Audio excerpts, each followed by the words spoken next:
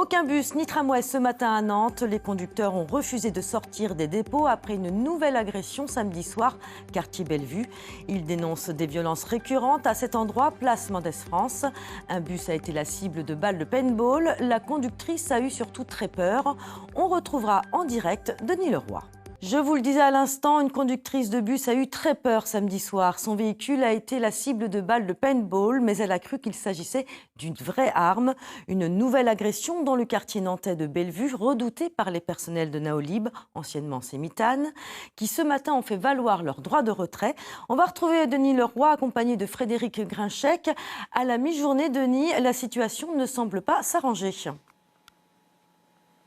Oui, tout à fait, Marion. Vous le voyez peut-être à côté de moi, des dizaines de rames de tramway à l'arrêt dans ce dépôt de Nantes-d'Albi. Aucun bus, aucun tramway ne vont sortir de toute la journée des autres dépôts de Nantes Métropole. Il y en a environ 5. Un droit de retien qui survient, vous l'avez dit, suite à la prise pour cible d'une conductrice de bus samedi soir dans le quartier de Bellevue. Les risques du métier deviennent trop dangereux pour les 1700 conducteurs du réseau. C'est ce que rapportent les syndicats. Ils rapportent des faits d'incivilité, d'insécurité croissants ces dernières années sur le réseau. On écoute à ce propos le responsable du syndicat Force Ouvrière. La gestion du risque était très importante parce qu'ils sont vraiment arrivés devant elle, ils ont tiré sur le pare-brise, mais sur elle, quoi. Donc à l'heure d'aujourd'hui, je ne peux pas vous dire s'il y avait du monde, vu que le bus était arrêté, je ne sais pas s'il y avait du monde à l'intérieur.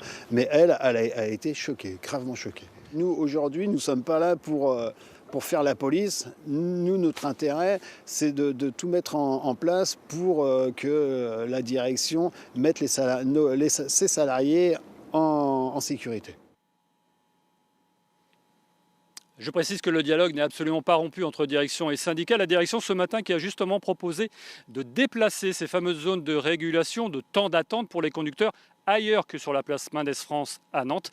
Mais cette mesure pour l'instant est refusée par la base, par les conducteurs. Les négociations donc vont certainement reprendre cet après-midi. On parle maintenant de l'implication des élus politiques, les responsables de Nantes et Saint-Herblain. Et certainement que les Nantais vont donc devoir à nouveau ce soir trouver d'autres moyens de transport, à savoir à pied, à vélo ou en voiture.